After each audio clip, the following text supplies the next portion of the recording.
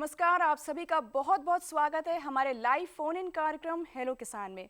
जैसा कि आप सभी जानते हैं, इस कार्यक्रम में हम आपकी खेती किसानी से संबंधित समस्याओं को जानते हैं एक फ़ोन कॉल के ज़रिए और उसका हल निकालते हैं हमारे विशेषज्ञ।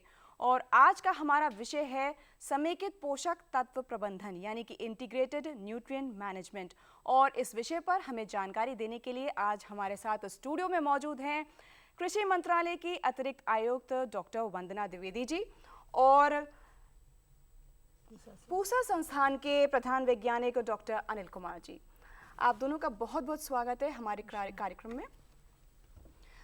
तो जैसा कि कहा जाता है कि स्वस्थ धरा तो खेत हरा, यानी कि अगर हमारी धरती स्वस्थ होगी तो हमारा खेत भी हरा होगा। और इसके लिए हमें समेकित पोषक तत्व प्रबंधन के ध्यान में रखते हुए खेती किसानी करनी होगी, यानी कि हमने मिट्टी से कितने पोषक तत्व लिए और कितने लौटाए, ये संतुलन बहुत ही ज़रूरी है और बहुत ही महत्वपूर्ण है। और इस विषय पर हम विस्तार से चर्चा करेंगे। और इस विषय से संबंधित अगर कोई भी प्रश्न आपके पास है तो अगले 1 घंटे में आप हमें कॉल कर सकते हैं हमारे टोल फ्री नंबर 1800113060 पर। ये नंबर एकदम निःशुल्क है, अपनी टीवी स्क्रीन पर आप देख रहे होंगे। एक बार नंबर फिर से बता देते हैं, नंबर है 1800113060। तो कार्यक्रम में शुरुआत करते हैं। मैं वंदना जी आपसे सबसे पहले अनुरोध करूंगी कि समेकित पोषक तत्व प्रबंधन सुनने में बड़ा भारी शब्द लगता है, टेक्निकल लगता है, क्या है ये? देखिए, पौधों को बहुत सारे पोषक तत्वों की आवश्यकता होती है और इसमें जो पोषक तत्व कुछ तो हमें हवा से मिल जाते हैं, बाकी ज़मीन से मिलते हैं। तो जो भी पोषक तत्व हमें मिट्टी की जांच से पता चलता है कि कमी है उसकी, तो हमें उसकी आपूर्ति करनी होती है बाहरी स्रोतों से।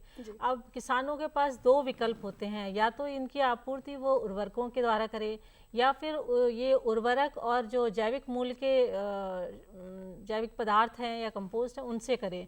तो ये जैविक स्रोत होते हैं जो जैव उर्वरक हैं, कंपोस्ट है, नगरीय अपशिष्ट हैं या औद्योगिक अपशिष्ट हैं या बायो फर्टिलाइजर्स हैं, इन सब के द्वारा समेकित तरीके से इसका इस्तेमाल कर सकते हैं।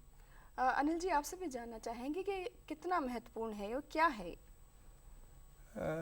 इस समेकित पोषक तत्व प्रबंधन जो है ये बहुत ही महत्वपूर्ण टॉपिक है। पहले किसान जो थे वो खेती करते थे और उनका काम अपने जो खाद होते थे उसी से चल जाता था जो उनके पशुओं से बनता था। परंतु आज का जो संदर्भ है इसमें हमें अपने पॉपुलेशन को खिलाने के लिए, अपने जो जनसंख्या है हमारी उसको खिलाने के लिए हमें ज़्यादा से ज़्यादा खाद्यान्नों की ज़रूरत पड़ रही है। और इसके कारण हम जो पहले खेती करते थे कि एक फसल लगा लिया, दूसरा छोड़ दिया, फिर खेत खाली रहा, उसमें अपने आप जैसो उर्वरक शक्ति बन गई। आज ये स्थिति नहीं है। ऐसी स्थिति में क्या हो रहा है कि जो खाद हम डालते हैं बाहर से और पौधे और अन्य वातावरणीय स्रोत जो उसमें से निकाल लेते हैं, इसमें एक संतुलन नहीं बन पा रहा है। दूसरी चीज़ ये है कि हम लोग जो खेती कर रहे हैं इसमें केवल रासायनिक खादों का इस्तेमाल कर रहे हैं, जिसमें ज़्यादातर खाद नाइट्रोजन, फास्फोरस और पोटास के रूप में है। कुछ ही हैं जिसमें कि माइक्रोन्यूट्रिएंट भी होते हैं। अब नाइट्रोजन, फास्फोरस, पोटास की कुछ मात्रा ज़्यादा से ज़्यादा डालते जाए, उससे हम ज़्यादा उपज उपस्थिति लेना चाहते हैं। लेकिन चूँकि माइक्रोन्यूट्रिएंट और अन्य जो महत्वपूर्ण तत्व हैं, जो 17 तत्व हैं जो महत्वपूर्ण हैं किसी भी खेती के लिए, उसमें से दूसरे जो तत्व हैं वो नहीं डालने के कारण हमारा ह्रास होता जा रहा है और उसमें एक असंतुलन बनता जा रहा है। और साथ साथ जो 3 डाल रहे हैं इनके डालने से भी कुछ दूसरे जो तत्व हैं उसकी अनुपलब्धता हो जाती है। ऐसी स्थिति में हमें यह देखना है कि हमारा खेत अपनी उर्वरा शक्ति बनाए रखे, साथ ही उपज भी हमको ज़्यादा दे और पर्यावरण को भी दूषित नहीं करे। पर्यावरण दूषित इस तरह करता है कि जब हम ज़्यादा नाइट्रोजन डाल दिए खेत में, वह पानी के साथ नीचे चला जाता है। पानी उसमें ज़्यादा क्लोरीन डाल दिए वो भी नीचे चला जाता है। इसी तरह से हमारा पर्यावरण, पानी जो है प्रदूषित होता जा रहा है। साथ ही वातावरण का जो प्रदूषण है वह भी इसको इफेक्ट करता है। इसलिए ऐसी स्थिति में हमें समेकित पोषक तत्व प्रबंधन के अलावा कोई दूसरा तकनीक नहीं दिख रहा है जिससे हम अपनी कृषि को टिकाऊ बना रखें और उसमें स्थिर उत्पादन दे सकें। इसीलिए हम चाहते ये हैं कि हम लोग समेकित पोषक तत्व प्रबंधन करें, जिसमें तीनों स्रोत जी जो अकार्बनिक जो कि रासायनिक खाद के रूप में है, कार्बनिक जो कि आपके कंपोस्ट या अन्य अवशेषों के खाद के रूप में है या हरी खाद के रूप में है, साथ ही जैविक रूप जो है, जैविक स्रोत जो है, इन दोनों को इस तरह से मिला करके इस्तेमाल करें जबकि हमारा जिससे पता चल जाए कि हमारे इस पौधे में, इस फसल में इतने खाद की ज़रूरत है, वह हमारे अगर खेत में नहीं है उसमें कौन सा कितना अनुपात में दें। अनिल जी, मैं अभी आपको माफ़ी चाहती हूँ, यहाँ पे रोकना चाहूँगी। एक कॉलर हमारे साथ जुड़ गए हैं। Hello hello. हाँ हेलो जी हेलो। हाँ हेलो जी जी, कौन बोल रहे हैं आप और कहाँ से बोल रहे हैं? राजस्थान से बोल रहा हूँ सुबह सिंह। जी जी, प्रश्न पूछिए अपना। मैं शकरकंदी की बेल तैयार करना चाहता हूँ, जल्दी पैदावार करे, उसके लिए क्या करें? अपना प्रश्न एक बार दोहरा दीजिए। शकरकंदी की बेल तैयार करनी है मुझे बीज के लिए। जी, शकरकंद की बेल तैयार करनी है इनको, तो किस तरीके से खाद डाली जाए, ये पूछ रहे। बताइए डॉक्टर साहब, खाद की व्यवस्था के बारे में पूछ रहे खाद की व्यवस्था जो करनी है, इसमें अगर उनके पास उपलब्ध हो हैं। जी तो पहले तो खेत की अच्छी तरह तैयारी करने के साथ ही, उसमें तैयारी करने के पहले ही उसमें जो कंपोस्ट की खाद या गोबर की खाद या अन्य पशुओं की जो खाद अवशेषों से बनती है, उसका करीब 5 टन जी प्रति हेक्टेयर के हिसाब से डाल लें। और उसके बाद चूँकि शकरकंद एक रूट क्रॉप है, उसमें जो लत्ती बनेगी वह उसके मतलब उसमें ज़्यादा ही उसकी ज़रूरत होती है, जैसे नाइट्रोजन, फास्फोरस, पोटास तीनों की। इसलिए रासायनिक रूप में 120 केजी नाइट्रोजन, जी 60 केजी फास्फोरस और 40 केजी पोटास खेत में डालने के लिए उसके हिसाब से जिस रासायनिक खाद का इस्तेमाल कर रहे हैं उसमें जो परसेंटेज होता है उसका ध्यान रखते हुए उसको लगावें। और लत्ती बन जाने के बाद फिर उसमें से लत्ती काट के दूसरे खेतों में लगाने के लिए वो 40-45 दिनों का समय ही होता है। इसलिए इसको पहले खाद डाल देना जरूरी है, तभी उनका अच्छा लत्ती बनेगा और अच्छा जैसे वो उसमें लगा पाएंगे। जी, वंदना जी, आपसे पूछना चाहेंगे कि पौधों को कितने पोषक तत्वों की ज़रूरत होती है? देखिए, फसलों को 17 पोषक तत्वों की आवश्यकता होती है, जिसमें कि 3 पोषक तत्व हैं जो वायु से मिल जाते हैं और बाकी पोषक तत्व ज़मीन से मिलते हैं। तो हम जब मिट्टी की जांच करते हैं तो हमें पता चल जाता है कि कौन से पोषक तत्व कम है, उनकी आपूर्ति हम उर्वरकों से करते हैं। जी। और चूंकि बेहतर ये होता है कि हम उसमें उर्वरक के साथ साथ जैविक स्रोतों का भी इस्तेमाल करें, जिससे कि अर्थात समेकित पोषक तत्व प्रबंधन करें तो बेहतर होता है। और क्या हर फसल में अलग अलग पोषक तत्व प्रबंधन किया जाता है, उसके लिए अलग होता है? हर फसल की आवश्यकता अलग अलग होती है। जैसे कि दलहनी फसलें हैं, उनमें नाइट्रोजन की कम आवश्यकता होती है क्योंकि उनकी वायुमंडल से ही नाइट्रोजन मिल जाती है। जी। जो हमारी धान फसलें हैं उसमें ज़्यादा आवश्यकता होती है नाइट्रोजन, फास्फोरस, पोटाश की। तो हर फसल की अपनी आवश्यकता होती है, उसके अनुसार ही प्रबंधन किया जाना चाहिए। जी। एक कॉलर और जुड़ गए हैं हमारे साथ। हेलो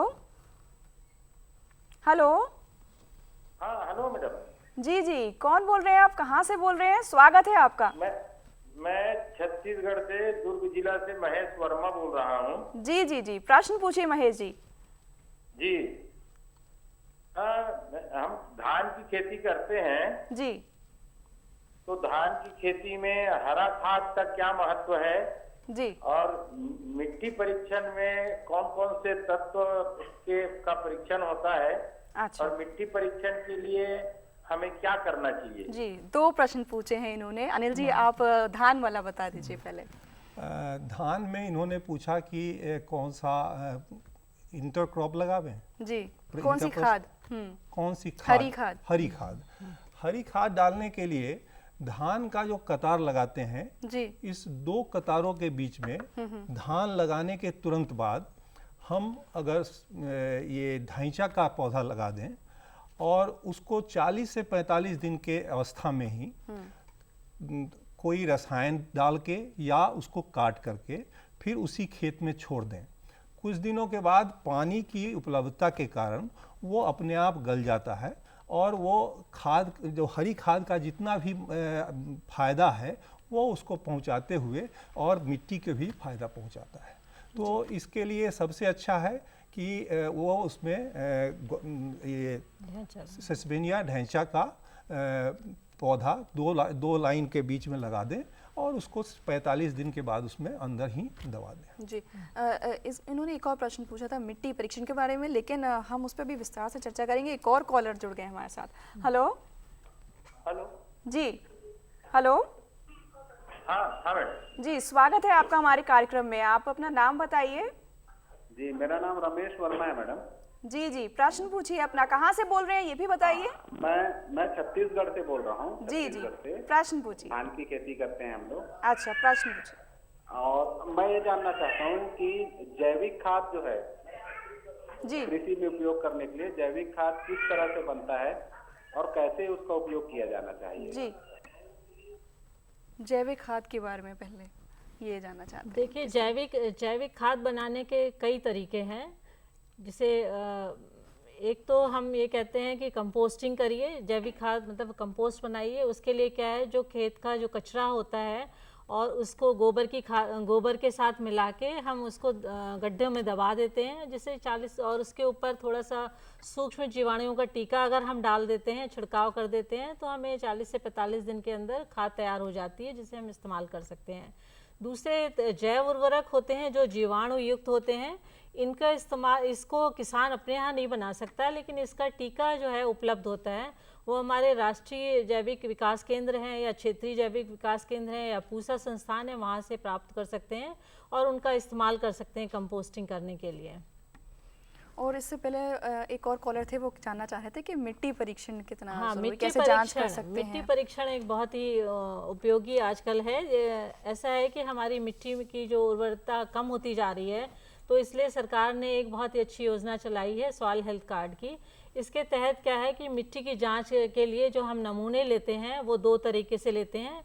एक तो हम 2 ग्रिड कह लीजिए, हम उससे लेते हैं। एक हम जो हमारी इरिगेटेड लैंड है उसमें हम 2.5 हेक्टेयर के ग्रिड पर लेते हैं, और जो हमारी अनइरिगेटेड या रेन फेड लैंड है उसके लिए हम 10 हेक्टेयर के ग्रिड पर सैंपल लेते हैं। जी। इस सैंपल को लेने के बाद हम उसमें प्रयोगशालाओं में जांच करते हैं कि जो हमारे मुख्य पोषक तत्व हैं एनपीके या सल्फर, जो गौण पोषक तत्व हैं सल्फर, कैल्शियम, मैग्नीशियम और माइक्रो न्यूट्रिएंट जो जैसे बोरान है, जिंक है, कॉपर, मैग्नीज, आयरन, तो इनके हम जांच करते हैं। और उन जांच के बाद ही उस सॉइल हेल्थ कार्ड जो डेवलप होता है उसमें हम रसायनों, कितने उर्वरक या कितनी FIM या कंपोस्ट का इस्तेमाल करें, इन सब की रिकमेंडेशन होती है और फसल विशेष के साथ होती है।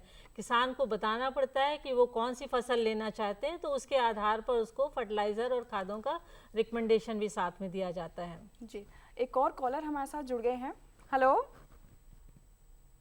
हेलो। जी, मैं गुणेश्वरी बोल रही हूँ बेमेतरा से। जी जी, प्रश्न पूछिए अपना।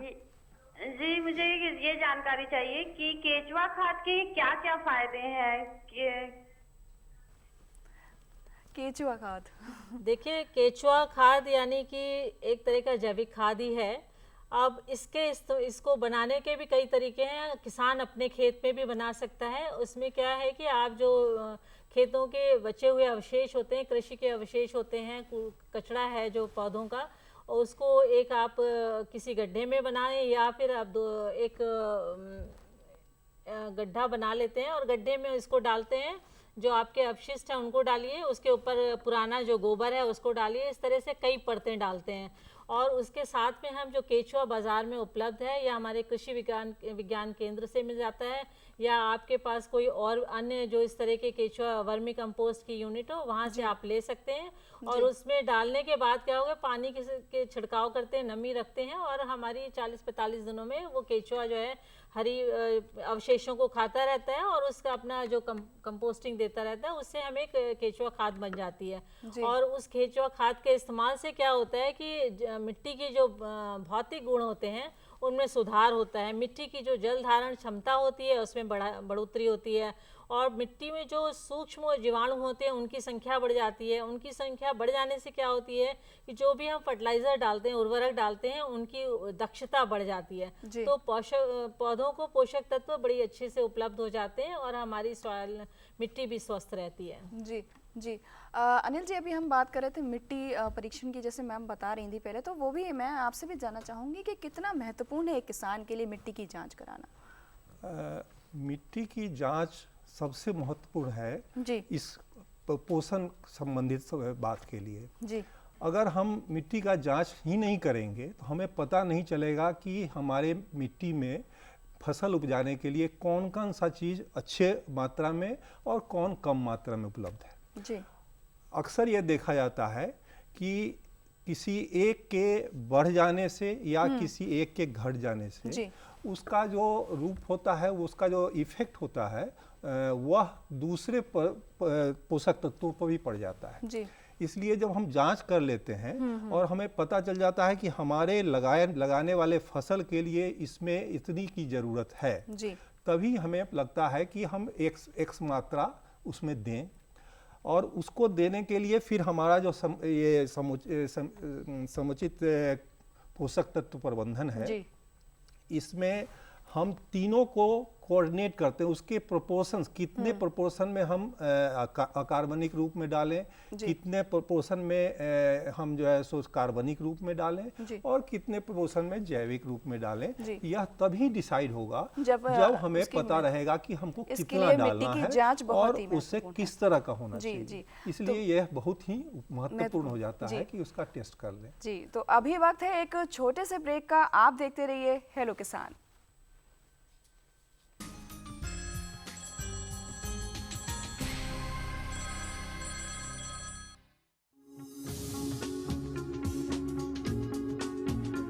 कश्मीर से केरल, अरुणाचल से गुजरात, कहानी जिंदगी की हो या खेती की हो बात, देश के हर रंग की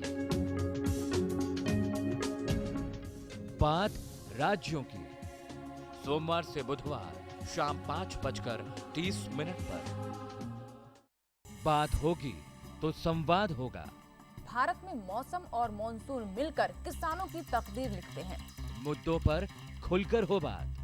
किसान बेचारा ये नहीं समझता है को बीमा कंपनी को पैसा जा रहा है या कहाँ, उसका तो बैंक ने पैसा काट लिया। कोई योजना अगर बेहतर गांव में गई, एक किसान को उसका लाभ मिला, तो दूसरा किसान स्वतः आगे बढ़कर उसको एक्सेप्ट कर लेता है। वाद संवाद।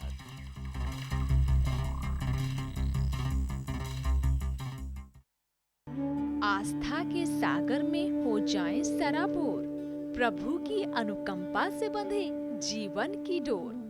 सफल और सार्थक बनाएं अपना जीवन, आशा और विश्वास जगाए जीवन दर्शन। रोजाना सुबह 6 बजे।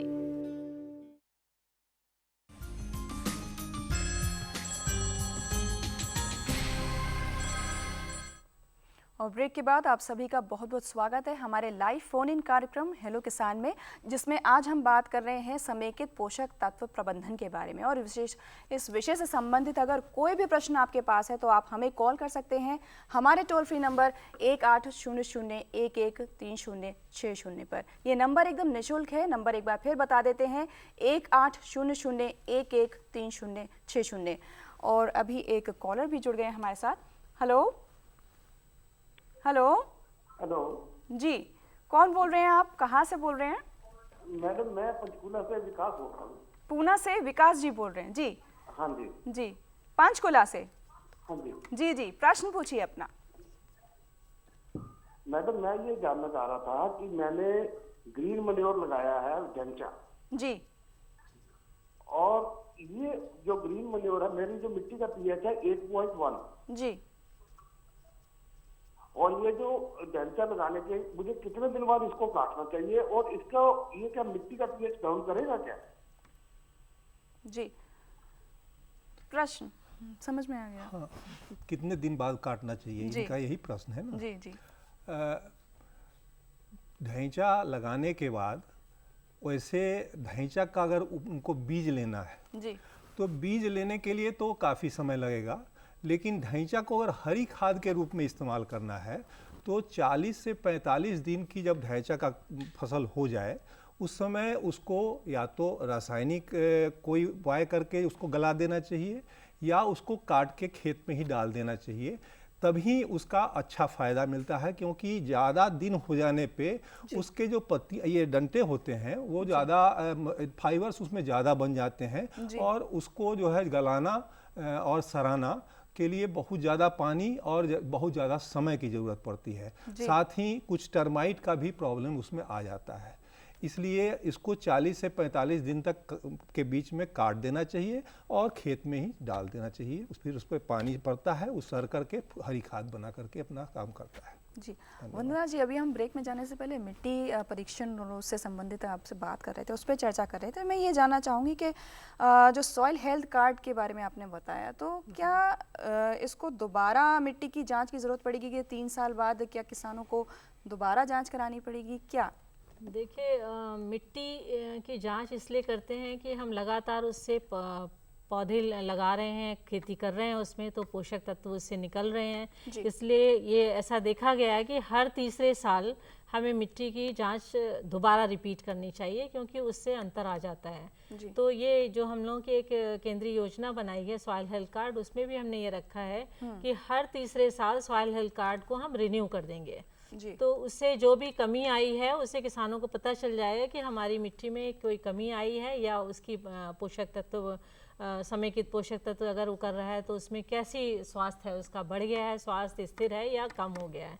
तो हर तीसरे साल इसकी रिपीट कराना इसको ज़रूरी है। जी, और क्या इसके लिए कोई मीटर भी है, उसको क्या गांव में ले जाकर मिट्टी की जांच की जा सकती है? देखिए, मिट्टी की जांच के लिए एक तो हमारी प्रयोगशालाएं हैं जो स्थिर हैं, वहाँ पे जांच करते हैं हम। NPK, sulphur, calcium, magnesium, micronutrient सभी की जांच वहाँ करते हैं। और दूसरा ये है कि हमारी चल यूनिट्स हैं जो हमारी मोबाइल सॉइल टेस्टिंग है, उसमें भी हमने इस तरह के वो लगाए हैं यंत्र जो उससे NPK और माइक्रोन्यूट्रिएंट तक ये कर सकता है।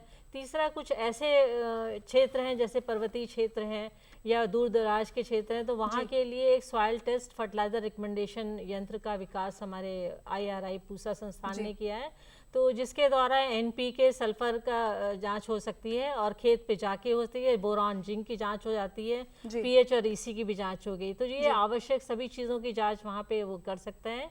और इसके द्वारा जो है हमारे नवयुवक भी अगर चाहें तो ये ट्रेनिंग लेके 1-2 दिन की ट्रेनिंग से ही लेकर और ये इस कार्य को कर सकते हैं। सॉइल हेल्थ कार्ड अगर वो एक कंप्यूटर के साथ उसको अटैच कर लेंगे तो एक प्रिंटेड सॉइल हेल्थ कार्ड भी वो प्रदान कर सकते हैं और जाकर खेतों में जाके खुद ही स्वयं कर सकते हैं और उससे मतलब किसानों को इंस्टेंट सॉइल हेल्थ कार्ड मिल जाएगा। तो ये एक बहुत अच्छा मीटर है और इस पर हम लोग जो केंद्र सरकार है 50% उसका कॉस्ट भी देती है राज्य सरकारों के माध्यम से। तो ये जो सॉइल टेस्ट फर्टिलाइजर रिकमेंडेशन का यंत्र बनाया है ये बहुत ही उपयोगी है। क्या ये मीटर बाजार में भी उपलब्ध है? जी हाँ, बिल्कुल। हमारा जो पूसा संस्थान है उन्होंने कई एजेंसियों को दिया हुआ है मैन्युफैक्चरिंग के लिए और ये मार्केट में उपलब्ध है और किसान भाई उसको सीधे खरीद सकते हैं इसको। जी, क्रॉप डाइवर्सिफिकेशन अगर इसकी बात करें, विविधीकरण की बात करें, तो ये टर्म भी जो है बड़ा सुनने में भारी लगता है। सरकार बार बार इस पर जोर दे रही है, तो कितना अहम है ये एक किसान के लिए अनिल जी? किसान के लिए तो कम अहम है जी। यह जो है अपने देश के जो कृषि प्रधान देश ही है और कृषि की बहुत ज़रूरत है क्योंकि हमारा पॉपुलेशन बहुत ज़्यादा है जी। उसके लिए ये बहुत ज़्यादा अहम हो जाता है क्योंकि क्रॉप डाइवर्सिफिकेशन का मतलब है कि एक फसल को दूसरे फसल से बदल देना। जी। हम देख रहे हैं कि जैसे एक उदाहरण के तौर पे आप धान की बात देखिए। धान का उपज भारत में सबसे ज़्यादा है खाद्यान्नों में जी। लेकिन धान के 1 kg के उपज को प्राप्त करने के लिए हमको 3000 से 5000 kg पानी की ज़रूरत पड़ती है। और आपने अभी ही सुना होगा कि 2020 के करीब या 2025 तक के स्थिति ऐसी होने वाली है कि पानी की इतनी कमी हो जाएगी कि हमें पीने के पानी के लिए भी व्यवस्था करना पड़ेगा। ऐसी स्थिति में इस फसल को, धान की फसल को बदल कर हम दूसरे फसल से अगर उसकी सभी ज़रूरतों को पूरा कर पाते हैं तो ये बहुत अच्छी चीज़ होगी अपने देश के कृषि के रूप में।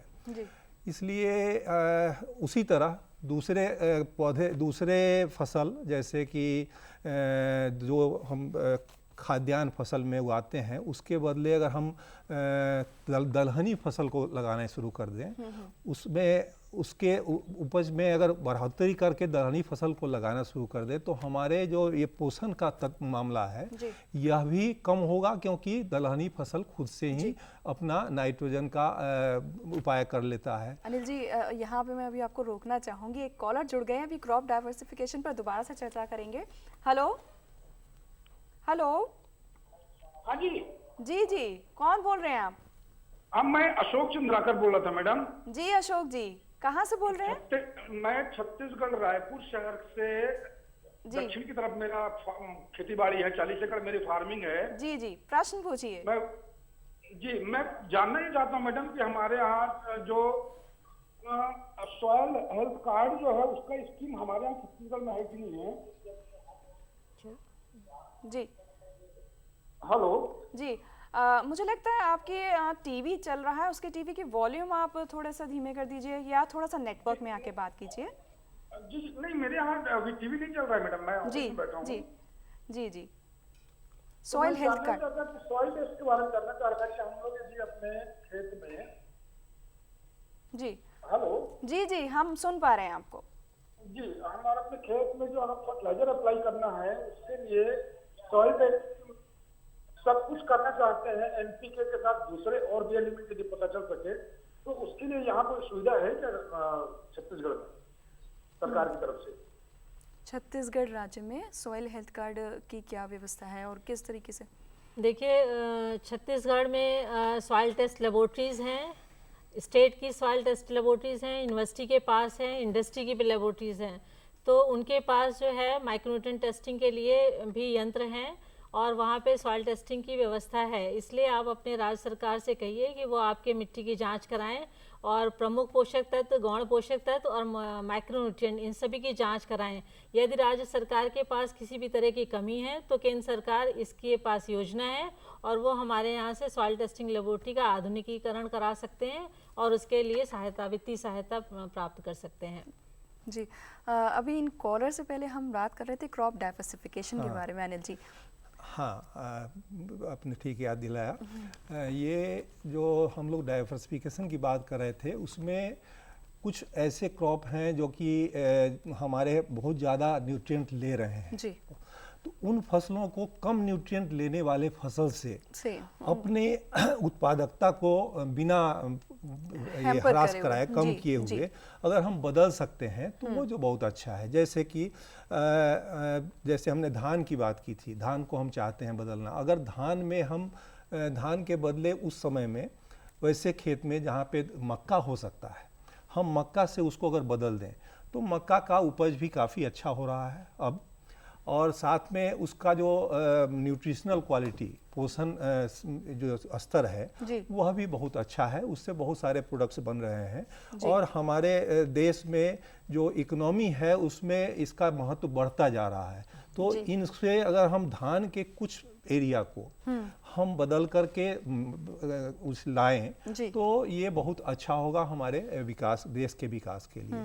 तो इसलिए जो इसी तरह से और भी बहुत सारी चीज़ें हैं जहां डाइवर्सिफिकेशन बहुत इम्पोर्टेंट इसलिए हो गया है कि अब जो पहले से लगी आई क्रॉप है, फसल है, उसमें उतना अच्छा उपज भी नहीं रह गया है, साथ में कुछ कीड़ों का प्रकोप आ रहा है। दूसरी चीज़ें हैं कि उसकी जो है मार्केटिंग अच्छी नहीं हो रही है और हम उसको दूसरे से करके ज़्यादा अच्छी मार्केटिंग कर सकते हैं। जैसे सोयाबीन, सोयाबीन एक तो दलहनी फसल है और कई एरिया में जैसे कि बिहार में है, झारखंड में है, इसकी काफ़ी अच्छी उपज मिल रही है जी। और हम इसको खरीफ सीजन में लगा लेते हैं जी। तो हमें धान के बदले वो मिल भी जाएगा, अब खरीफ ये दलहनी फसल भी हो जाएगा और साथ में हमारा उपज और इकोनॉमी पे भी कोई फर्क नहीं पड़ेगा। इसी तरह इसका बहुत बड़ा इम्पोर्टेंस है जी। तो अभी वक्त हो चला है एक और छोटे से ब्रेक का, आप कहीं मत जाइए, देखते रहिए हेलो किसान।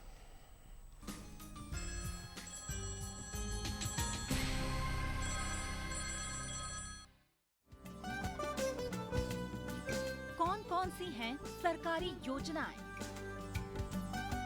कैसे उठाएं इनका लाभ, जानिए अपने गांव का हाल। देखिए चौपाल चर्चा सोमवार से शुक्रवार सुबह 9 बजे।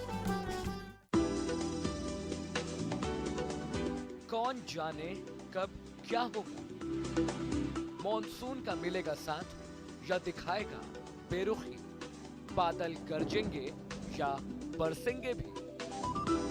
ना हो परेशान, चूंकि हम बताएंगे बदलते मौसम के पल पल का हाल। देखिए मौसम खबर सोमवार से शनिवार सुबह 8:30 पर।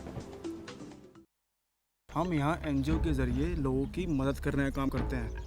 बस एक ही रट लगा के रखी थी कि मंजू मुझे अच्छी लगी और मैं उसी से लगन करूंगा। हमने चुप्पी तोड़ी तो वो एक बवंडर खड़ा हो जाएगा। तेरी ये हिम्मत अपने छोटे भाई के ऊपर हाथ उठाता है।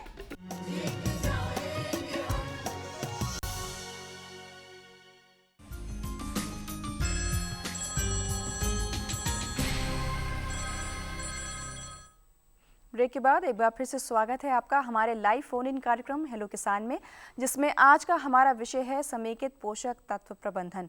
और इस विषय से संबंधित अगर कोई भी प्रश्न आपके पास है तो आप हमें कॉल कर सकते हैं हमारे टोल फ्री नंबर 1800113060 पर। ये नंबर एकदम निःशुल्क है, नंबर एक बार फिर बता देते हैं 1800113060। और अभी एक कॉलर हमारे साथ जुड़ गए हैं। हेलो हेलो हेलो जी, कौन बोल रहे हैं आपको, कहाँ से बोल रहे हैं? मैं अरुण कुमार निर्मलकर रायपुर छत्तीसगढ़ से बोल रहा हूँ मैडम। जी जी, प्रश्न पूछिए अपना। नमस्कार, सभी वैज्ञानिकों को भी नमस्कार। आपको भी बहुत बहुत नमस्कार, स्वागत है आपका हमारे कार्यक्रम में। जी बहुत बहुत शुक्रिया। मेरा प्रश्न ये था जी कि आज के समय में मिट्टी परीक्षण कितने ज्यादा फायदा का बात है, मिट्टी परीक्षण हमको कराना चाहिए कि नहीं कराना चाहिए जी, और रासायनिक खाद का प्रयोग हम ज्यादा कर रहे हैं जी, तो रासायनिक खाद ही देते रहना चाहिए कि जैविक खाद का भी कुछ महत्व माटी परीक्षण से हमको मिलेगा? जी जी, दो प्रश्न इन्होंने भी किए हैं। मिट्टी परीक्षण का मैं चाहूंगी कि आप जवाब दे दीजिए। देखिए, मिट्टी परीक्षण करना इतना ही आवश्यक है जैसे कि हम अपने स्वास्थ्य के लिए जाते हैं, लेबोरेटरी में जाते हैं और कहते हैं हमारे खून की जांच कीजिए, हमारे शरीर में क्या कमी आ गई है, शुगर हो गई है या हाई ब्लड प्रेशर हो गया। इसी तरह से हमें मिट्टी की जांच कराना बहुत आवश्यक है। मिट्टी में कई बार पोषक तत्व काफ़ी कम हो गए हैं, कई बार सूक्ष्म पोषक तत्वों की कमी होती है, पर हम यूरिया डाले जा रहे हैं, पोटाश डाले जा रहे हैं, तो इसलिए उत्पादन नहीं मिलता है। फिर हमें समझ नहीं आता है कि क्यों इतना उत्पादन नहीं हो रहा है। सॉइल टेस्टिंग से मिट्टी के स्वास्थ्य को आप जान सकते हैं, कितनी स्वस्थ है मिट्टी, कितनी स्वस्थ है मिट्टी और इसमें किन किन पोषक तत्वों की कमी है, या मिट्टी हमारी सलाइन हो गई है या एल्कलाइन हो गई है, क्षारीय हो गई है। तो इस तरह से हमें इस मिट्टी के स्वास्थ्य की जांच करना बहुत ही आवश्यक है। उसके दूसरा कारण यह है कि हमें जांच करने से पता चल जाता है कि किन पोषक तत्वों की कमी है, तो हमें एक बैलेंस फर्टिलाइज़र डालने के लिए उसमें एक निर्देश मिल जाता है। दूसरी बात यह है कि हमें हमेशा मिट्टी के स्वास्थ्य को बनाए रखने के लिए सिर्फ जैविक उर्वरकों के ऊपर ही नहीं निर्भर रहना चाहिए, हमें जैविक खादों का भी समावेश उसमें करना चाहिए, जिससे कि मिट्टी के जो भौतिक गुण हैं और उसमें सुधार होता है और उनमें जो उर्वरक उपयोग की क्षमता बढ़ती है, उसमें जल धारण की क्षमता बनती है। जो मिट्टी के सूक्ष्म जीवाणु होते हैं उससे वो क्या करते हैं कि जो हमारे कई सारी चीज़ों को रेगुलेट करते हैं। तो हमें अगर हम फर्टिलाइजर ही डालते जाएंगे तो सूक्ष्म जीवाणु मर जाते हैं। तो हमें इस तरह से जैविक खादों का भी साथ साथ उर्वरकों का इस्तेमाल करना चाहिए, जिससे मिट्टी की सेहत बरकरार रहती है और लागत कम हो जाती है इससे। दूसरी बात ये कि हमें अधिक से और अच्छी स्वस्थ उत्पादन प्राप्त होते हैं।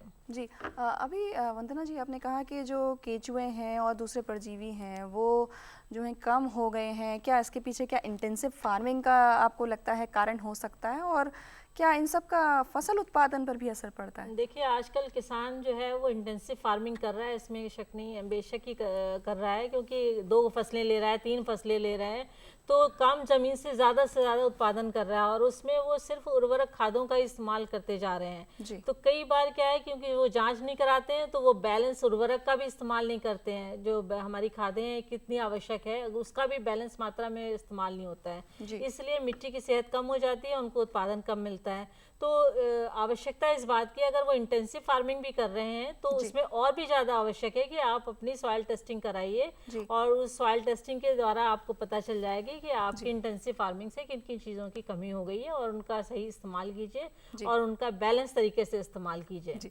एक और कॉलर हमारे साथ जुड़ गए हैं। हेलो हेलो हेलो जी, कौन बोल रहे हैं आप, कहाँ से बोल रहे हैं? मैं मैडम अनिल कुमार बोल रहा हूँ, मध्य प्रदेश से मैडम। जी जी, प्रश्न पूछिए अपना। मैडम मैं अपनी अगर सोयाबीन बोनी करते हैं ना मैडम, उसमें हमारी रोगा टाइप से लग जाता है मैडम, सोयाबीन की जड़ों में मिट्टी क्या है मैडम, कुछ गड़बड़ हो गई, क्या है, क्या करें इसके लिए मैडम? जी, सोयाबीन के बारे में पूछ रहे हैं, मिट्टी खराब हो रही है, क्या करें? मैम आप बताइए। देखिए, सोयाबीन आप कर रहे हैं तो आपको चाहिए कि सबसे पहले आप अपने खेत की मिट्टी की जांच कराइए और मिट्टी की जांच कराने के बाद आपको उर्वरक का वो इस्तेमाल बताएंगे कि किस तरह से आप उर्वरक प्रबंधन करिए उसमें और कितनी फार्म यार्ड मैन्योर या जैविक खाद डालिए। दूसरी बात हम ये कहेंगे कि आप जो हमारे बायो फर्टिलाइज़र्स होते हैं, राइजोबियम है, जैसे जितने भी दलहनी फसलें हैं उनके लिए राइजोबियम का इस्तेमाल करना चाहिए, तो उस टीके आप कल्चर ले लीजिए, बायो फर्टिलाइज़र उसका इस्तेमाल कीजिए। दूसरा ये कि फास्फोरस सॉल्बलाइजिंग बायो फर्टिलाइज़र्स भी मार्केट में उपलब्ध हैं, उनका भी इस्तेमाल करिए। तो आप जब बैलेंस फर्टिलाइज़र और बायो फर्टिलाइज़र और जैविक खादों का इस्तेमाल करेंगे तो आपको अधिक उपज प्राप्त होगी। जी अभी अनिल जी हम लोग बात कर रहे थे इंटेंसिव फार्मिंग के बारे में, तो इससे भी क्या हुआ है कि मिट्टी के पोषक तत्वों की लगातार उसमें कमी होती जा रही है, तो क्या इसके लिए फसल चक्र में बदलाव लाने की ज़रूरत है, क्या लगता है आपको? हाँ, आप बिल्कुल सही कह रही हैं। फसल चक्र में बदलाव लाकर हम इस कमी को थोड़ा बहुत दूर कर सकते हैं। जी। उसका कारण यह है कि जैसे लगातार अगर कोई खाद्यान्न फसल हम लगातार निकाले जा रहे हैं एक खेत में, जैसे आपको आंध्र प्रदेश में धान की 3 बार लगाया जाता है साल भर में। ऐसी स्थिति में क्या होता है कि धान अगर किसी पर्टिकुलर न्यूट्रिएंट को जो लेते जा रहा है तो उसकी कमी ज़्यादा हो जाती है। और आप जानती ही हैं कि जैसे ही एक का कमी होता है वह दूसरे के उपलब्धता या कमी पे असर करता है दूसरे। तो जो हमारा जो मिट्टी है वह एक तरह का भंडार गृह है जिसमें पोषक तत्व भंडारित रहते हैं।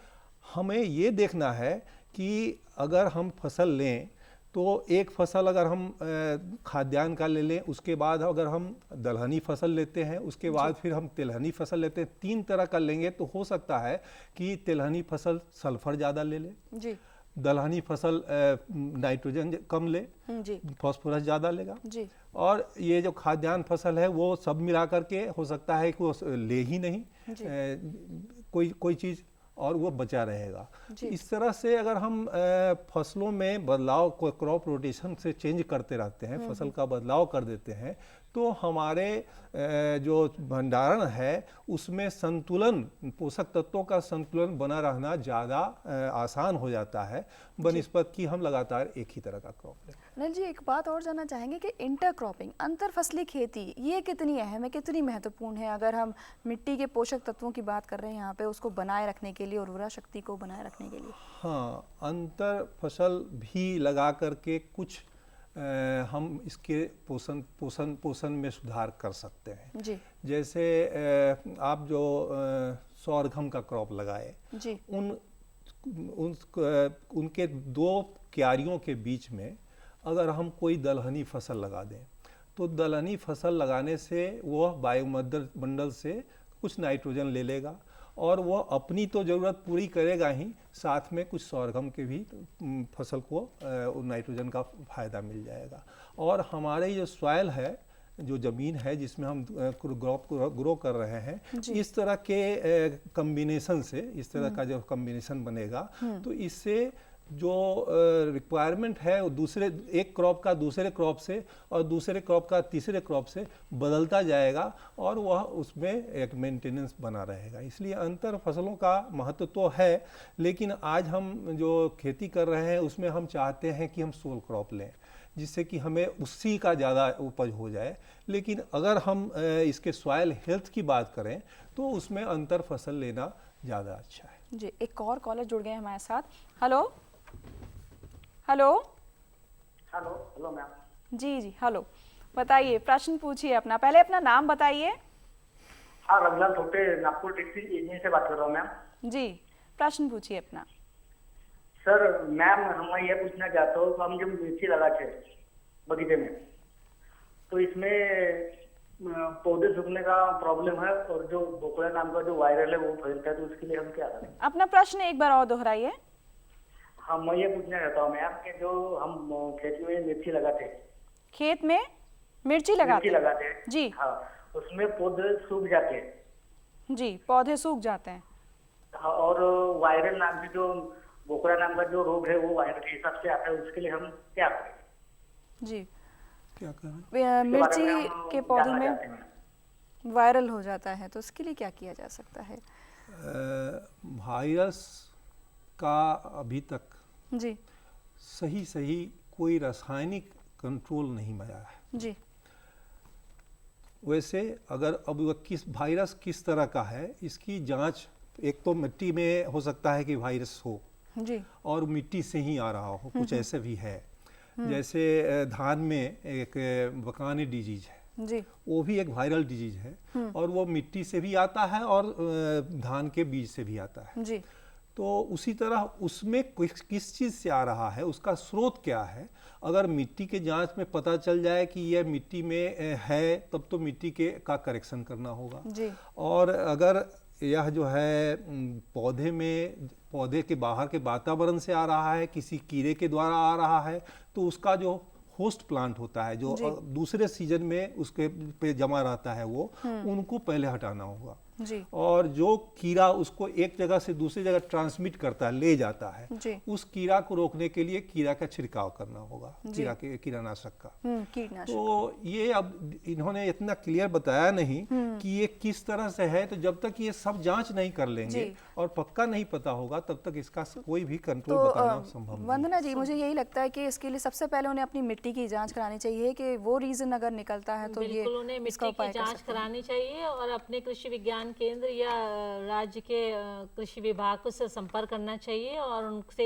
प्लांट प्रोटेक्शन वालों से संपर्क करके ये जानकारी सुनिश्चित करना चाहिए कि आखिर रोग क्या है उसमें, मिट्टी के कारण है या बीज के कारण है, तो उसका निदान तभी हो सकता है ये। जी वंदना जी, एक और प्रश्न पूछना चाहूंगी आपसे, इंटरक्रॉपिंग ये कितनी फायदेमंद है अगर हम बात कर रहे हैं जमीन के पोषक तत्वों को बचाए रखने की, उर्वरा शक्ति को बचाए रखने की? देखिए, इंटरक्रॉपिंग से का मतलब है कि आप एक फसल के साथ दूसरी फसल ले लें जी। तो क्या होता है कि हम जब इंटरक्रॉपिंग करते हैं तो फसलों की जो जड़ें होती हैं वो अलग अलग गहराई तक जाती हैं जी। तो उससे क्या होता है कि जो एक सॉइल का कॉम्पेक्शन हो जाता है ना, ज़्यादा ठोस हो रही है तो वो मतलब पल्वराइज भुरभुरी हो जाती है जी। तो इसलिए इंटरक्रॉपिंग बहुत ज़रूरी है और इससे जल संधारण की क्षमता भी बढ़ती है मिट्टी की।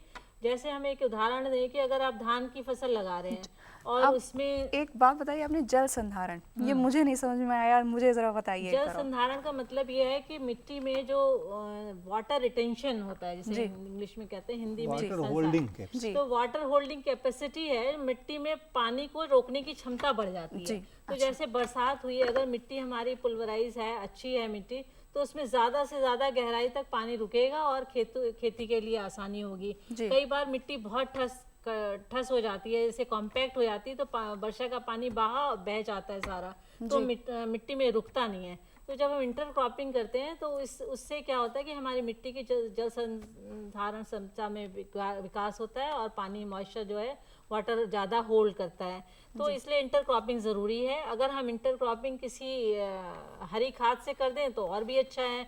जैसे धान की फसल, इस समय धान का सीजन चल रहा है, अगर आपने 2 रो लगा दिए ढैंचा की और 40-45 दिन में उसमें 2,4-D एक केमिकल होता है जो कि चौड़ी पत्तियों को जला देता है, तो उसका अगर छिड़काव कर दें और उसको हो के द्वारा उसे मिट्टी में मिला दें तो उससे क्या हुआ कि एक तो मिट्टी की पोषक तत्व आवश्यकता भी पूरी होगी और मिट्टी की सेहत अच्छी होगी, धान की फसल अच्छी हो जाएगी। जी, तो अभी वक्त हो चला है एक और छोटे से ब्रेक का। आप कहीं मत जाइए, देखते रहिए हेलो किसान।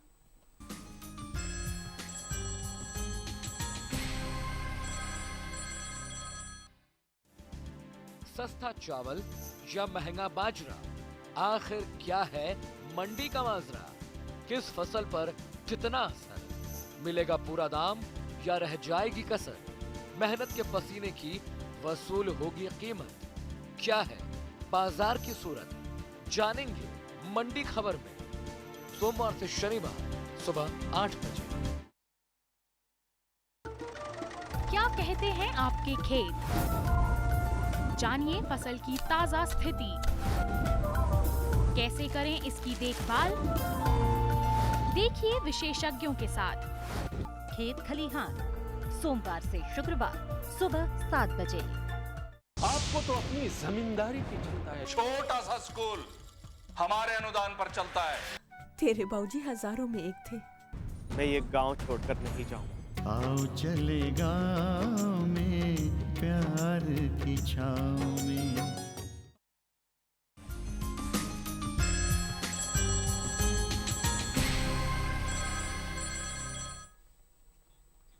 ब्रेक के बाद एक बार फिर से स्वागत है आपका हमारे लाइव फोन इन कार्यक्रम हेलो किसान में, जिसमें आज हम बात कर रहे हैं समेकित पोषक तत्व प्रबंधन यानी कि इंटीग्रेटेड न्यूट्रिएंट मैनेजमेंट के बारे में। और इस विषय से संबंधित अगर कोई भी जानकारी आपको लेनी हो तो आप हमें कॉल कर सकते हैं हमारे टोल फ्री नंबर 1800113060 पर। ये नंबर एकदम निःशुल्क है। आप हमारी अपनी टीवी स्क्रीन पर भी देख रहे होंगे। नंबर एक बार फिर बता देते हैं 1800113060। वंदना जी, अभी हम बात कर रहे थे जैविक खेती के बारे में, जैविक खाद के बारे में, तो मैं ये जानना चाहूँगी कि क्या ये बाज़ार में उपलब्ध नहीं है तो इसको हम कैसे बना सकते हैं? देखिए, ये बात सही है कि खादें बहुत ज़्यादा मात्रा में उपलब्ध नहीं हैं जी, लेकिन ये बहुत उपयोगी हैं किसानों के लिए जी। तो मिट्टी की सेहत में जिस तरह से लगातार गिरावट आ रही है और उर्वरकों की कीमतों में बढ़ोतरी होती जा रही है, तो ये ज़रूरी है कि हम उर्वरकों के साथ में जैविक खादों का इस्तेमाल करें जी। अब किसान भाई भी इस बात से सहमत होंगे कि जो हमारे जैविक स्रोत हैं उनका सही इस्तेमाल नहीं हो रहा है। जो गांव में क्या होता है कि जो अवशेष बचते हैं फसलों के, उनको एक जगह इकट्ठा कर दिया जाता है, धूप में उनको ऐसे छोड़ दिया जाता है, उसी में गोबर भी डाल दिया और उससे क्या होता है कि पोषक तत्वों का ह्रास हो जाता है, अच्छी गुणवत्ता की कंपोस्ट किसान को नहीं मिलती है जी। इसी तरह से कुछ राज्यों में क्या होता है कि फसल अवशेषों को जला देते हैं तो उससे वातावरण को भी नुकसान होता है। तो ज़रूरत इस बात की है कि जितने भी ये जैविक स्रोत हैं गांव में उपलब्ध हैं, कचरा है, नगरीय कचरा है या शहरी कचरा है, इन सबको कंपोस्टिंग करी जाए और इसकी कंपोस्टिंग जो है वो वैज्ञानिक विधि के द्वारा की जाए ताकि हमें उचित गुणवत्ता की कंपोस्ट प्राप्त होए और उसका खेती में इस्तेमाल किया जाए। किस प्रकार ये बनाई जा सकती है अनिल जी? पहले इसके फायदे क्या हैं? कंपोस्ट या जैविक खाद जो बनता है, उस तरह के किसी भी उर्वरक को हम अगर इस्तेमाल करते हैं जी, तो ये 2-3 तरह से फ़ायदा करता है। एक तो उसमें पोषक तत्व जो होते हैं वो होते ही हैं, तो वो तो मिलता ही है खेत में। इसके साथ साथ जो हमारा ये कंपोस्ट या फार्म यार्ड मैन्योर है, इन सब के इस्तेमाल से वहाँ जब ज़मीन में ये जाता है तो इस पे एक विघटन की क्रिया होती है जी। और विघटन होने से कुछ कार्बनिक अम्ल या उसमें जो कार्बन है, कार्बनिक अवयव जैसे ऑर्गेनिक मैटर है या उसके pH, EC, इन सब चीज़ों में बदलाव हो जाता है। और ये जो ऑर्गेनिक एसिड्स हैं, जो ऑर्गेनिक एसिड्स जिसकी बात हम कार्बनिक अम्ल के रूप में किए हैं, ये ऐसा एसिड होता है जो दूसरे जो अनुपलब्ध पोषक तत्व तो मिट्टी में पहले से पड़े रहते हैं, जो फसल को उपलब्ध नहीं होते हैं, उस पे अपनी क्रिया करते हैं। और इस क्रिया के संदर्भ में कुछ जो है उसका कुछ भाग जो पौधों को उपलब्धता के रूप में आ जाता है और पौधे को मिल जाता है। तो इससे जो हमारा बेकार पड़ा हुआ पोषक तत्व है वो भी मिलता है, साथ ही यह 2-3 तरह से और फायदा करता है। अनिल जी, एक कॉलर जुड़ गए हैं, माफ़ी चाहूँगी, मैं रोकना चाहूँगी, फ़ायदे के बारे में भी दोबारा आपसे पूछूंगी। हेलो हेलो जी, बहुत बहुत स्वागत है आपका हमारे कार्यक्रम में। हाँ जी। जी, कौन बोल रहे हैं आप? हेलो जी, कौन बोल रहे हैं, अपना नाम बताइए। हाँ, नमस्ते मैम, मैं कालिदास पंडा उड़ीसा संबलपुर से बोल रहा हूँ। सबसे पहले आप अपने टीवी की वॉल्यूम को थोड़ा सा धीमे करिए, हमको सुनाई पड़ रही है, म्यूट कीजिए। हेलो जी जी, आप प्रश्न पूछिए अपना। हाँ, मेरा प्रश्न ये है कि मेरा 2 सेडनेट है और उसी के अंदर मेरा रेज बेड हो गया। जी, आपकी आवाज हमको स्पष्ट सुनाई नहीं दे रही है। हेलो जी, प्रश्न पूछिए। हाँ, मेरा रेज बेड हो गया है। हेलो जी, मेरा रेज बेड जमीन में रेज बेड हो गया है। क्या हो रहा है? हमको अभी भी समझ में नहीं आ रहा है। बोरन और सल्फर का डेफिशिएंसी है। अच्छा, मिट्टी में बोरन और सल्फर का डेफिशिएंसी है। जी जी, तो उसी में मेरा रेज बेड का अंदर मैं उसको इम्प्लीमेंट कैसे करूं? किसके अंदर?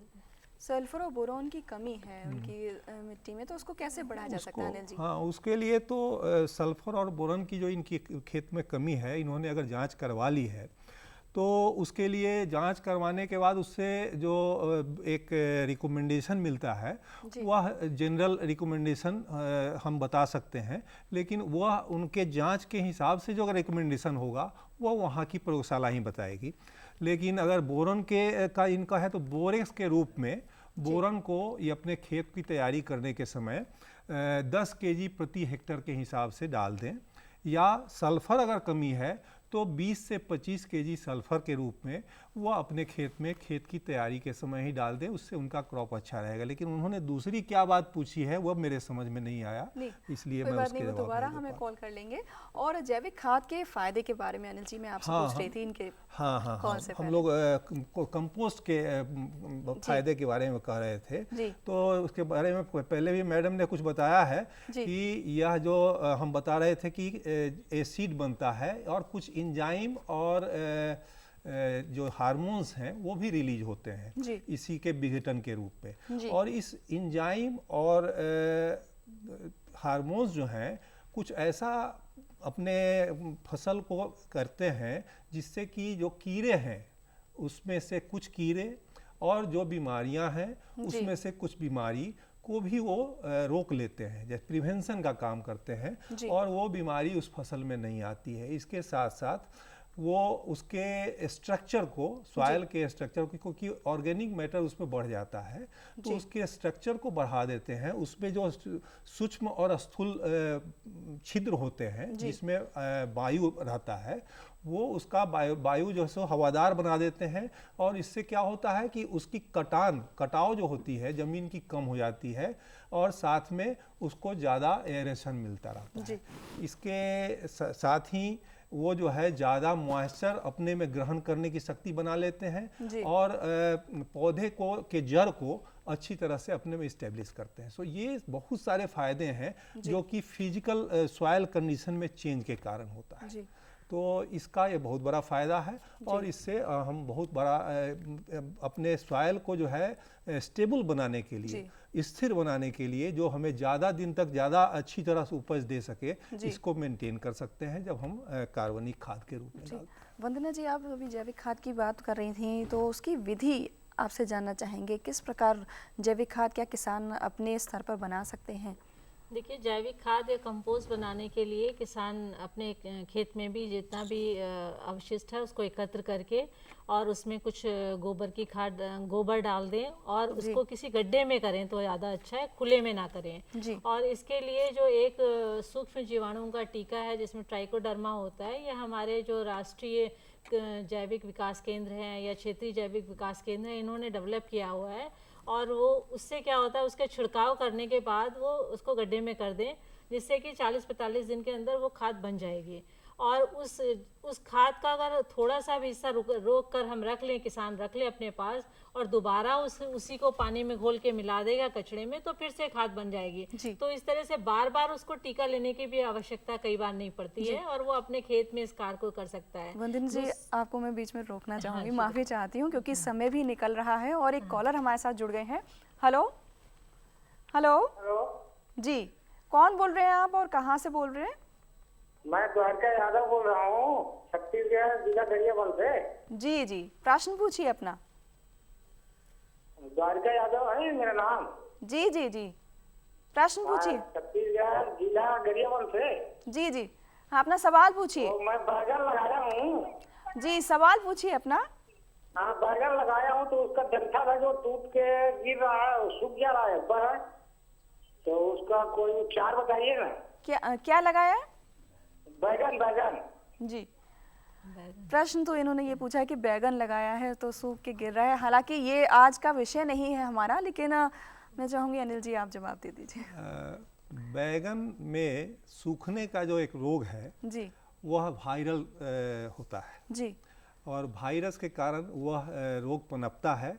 अगर वो खेत में आ गया है तो उसकी कोई दवा उपलब्ध नहीं है। उस खेत में से अगर 2-4 में आया है तो उन बैगनों को पहले उखाड़ के फेंक दें या उसको मट्टी के अंदर दबा दें या जला दें। अदरवाइज क्या होगा कि वो जो है उसमें कीड़े आएंगे और वो कीड़े मक्खियाँ वो एक पौधे से दूसरे पौधे में, दूसरे पौधे से तीसरे पौधे में करते जाएंगे, इसको रोक नहीं पाएंगे और वो उनका बैगन का क्रॉप ख़त्म हो जाएगा। इसलिए हमारा जो सजेशन है, क्योंकि उन्होंने पूरा डिटेल तो बताया नहीं है, हमने देखा नहीं है कि क्या स्थिति है, तो उस स्थिति में जो सूखने की बात हो रही है कि एक पूरा पेड़ सूख गया, तो ये एक तरह का जैसे वायरस का डिजीज है जो बैगन में आता है और उसका वही अगर होगा तो उनको बर्बाद करेगा। जी, तो अनिल जी और वंदना जी, आप हमारे स्टूडियो में आए, इतनी महत्वपूर्ण जानकारी आपने हमारे कॉलर्स को दी, हमारे दर्शकों को दी, आप दोनों का बहुत बहुत धन्यवाद। नमस्कार। और अगर आप भी हमें कॉल करना चाहते हैं या कोई सुझाव देना चाहते हैं तो आप हमें पत्र भी लिख सकते हैं। तो हमारा पता है किसान कार्यक्रम निर्माण केंद्र, CPC दूरदर्शन, दूसरा तल, खेलगांव, नई दिल्ली 110049। और अगर आप इंटरनेट का इस्तेमाल करते हैं तो आप हमें ईमेल भी कर सकते हैं। हमारा पता है, ईमेल आईडी है हमारा hellokisan2015@gmail.com। पता एक बार फिर से नोट कर लीजिए, ईमेल आईडी हमारा फिर से नोट कर सकते हैं hellokisan2015@gmail.com। और हमारा टोल फ्री नंबर तो आप जानते ही हैं 1800113060 पर। तो नए विषय और नई जानकारियों के साथ हम फिर हाजिर होंगे, तब तक के लिए इजाज़त दीजिए। नमस्कार।